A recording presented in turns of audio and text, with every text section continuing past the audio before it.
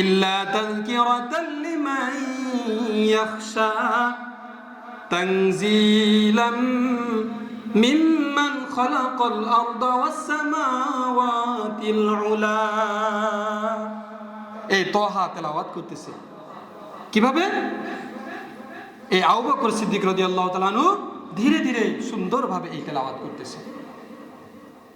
কিছুক্ষণ পর উমরে ফারুক রাদিয়াল্লাহু তাআলা আনহু আবু বকর সিদ্দিক রাদিয়াল্লাহু তাআলা আনহুর মতো তাহাজ্জুদের নামাজে দাঁড়ায় গেছেন। দাঁড়ায়া তিনিও খুব সুন্দরভাবে চমৎকারভাবে সুররিত কণ্ঠে সুমধুর কণ্ঠে কোরআন তেলাওয়াত করতেছেন। কিন্তু পার্থক্য হলো আবু বকর সিদ্দিক রাদিয়াল্লাহু তাআলা আনহু ধীরে ধীরে তেলাওয়াত করতেছেন, আর উমরে ফারুক রাদিয়াল্লাহু তাআলা আনহু জোরে জোরে তেলাওয়াত করতেছেন। সুবহানাল্লাহ। হঠাৎ করে নবীজির ঘুম ভেঙে গেছে। নবীজির যখন ঘুম ভেঙে যায়, নবীজি ঘুম থেকে উঠে বলতেছেন, কে এত সুন্দরভাবে তেলাওয়াত করতেছে? কে এত সুন্দরভাবে আমার বন্ধুর দেওয়া কিতাবটাকে চমৎকারভাবে সুমধুর কণ্ঠে তেলাওয়াত করতেছে? আমার তো ঘুম ভেঙে গেছে। এই তেলাওয়াত শুনে আমার ঘুম তো ভেঙে গেছে, দেখি তো কে সুন্দরভাবে তেলাওয়াত করতেছে।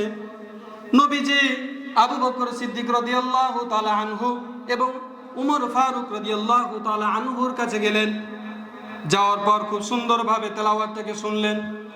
নামাজ শেষে আবু বকর সিদ্দিক রাদিয়াল্লাহু তাআলা আনহুকে প্রশ্ন করতেছেন নবীজি, ও আমার ভাই, ও আমার বন্ধু, তুমি তেলাওয়াত করতেছো খুব সুন্দরভাবে, এটা তো বুঝলাম, কিন্তু তুমি আস্তে আস্তে ধীরে ধীরে কেন তেলাওয়াত করছো? তো তোমার ধীরে ধীরে তেলাওয়াত করার কারণ কি? নবীজিকে উত্তর দিলেন আবু বকর সিদ্দিক রাদিয়াল্লাহু তাআলা আনহু এই বলে যে, ও প্রাণের হাবিব, ও নবীজি, আপনার উপরেই তো একটা আয়াত নাজিল হয়েছে। সে আয়াতটা হচ্ছে উদউ রাব্বাকুম তাদাররুআন ওয়া খুফিয়া। আল্লাহ তাআলা বলতেছেন, আমি আল্লাহ তাআলাকে ধীরে ধীরে খুব সুন্দরভাবে ডাকতে থাকো, আমি ওই ডাকেই সাড়া দেব। সুবহানাল্লাহ।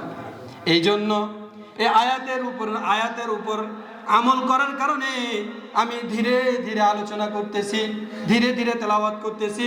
কিন্তু এই আয়াতের উপর আমল করাই ক্ষান্ত নয়, এই ধীরে ধীরে তেলাওয়াত করার আরো একটা কারণ আছে।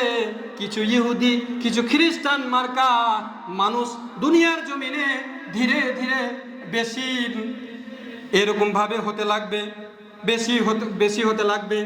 ইহুদি খ্রিস্টানরা প্রশ্ন করতে পারে, আল্লাহ তাআলা আস্তে তেলাওয়াত করলে শুনতে পাই না, আমি ধীরে ধীরে তেলাওয়াত করে ওই সমস্ত ইহুদি খ্রিস্টানদের ওই প্রশ্নের উত্তরও দিতেছি। সুবহানাল্লাহ। যে আমি ধীরে ধীরে তেলাওয়াত করলে আমার আল্লাহ তাআলা শুনতে পায়। দুইজনের উদ্দেশ্য কি দেখেন।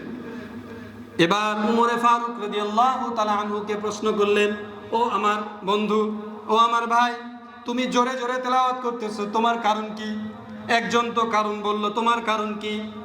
উমরে ফারুক রাদিয়াল্লাহু তাআলা আনহু বলতেছেন, এই যে ফজরের আগ মুহূর্তে আমি কোরআনুল কারীম সুমধুর কণ্ঠে তেলাওয়াত করতেছি, কিছু মুসলমান এমন আছে যাদেরকে শয়তান তেল মালিশ করতেছে, ফজরের নামাজ পড়ার জন্য উঠবে না, বিছানায় ঘুমায় আছে।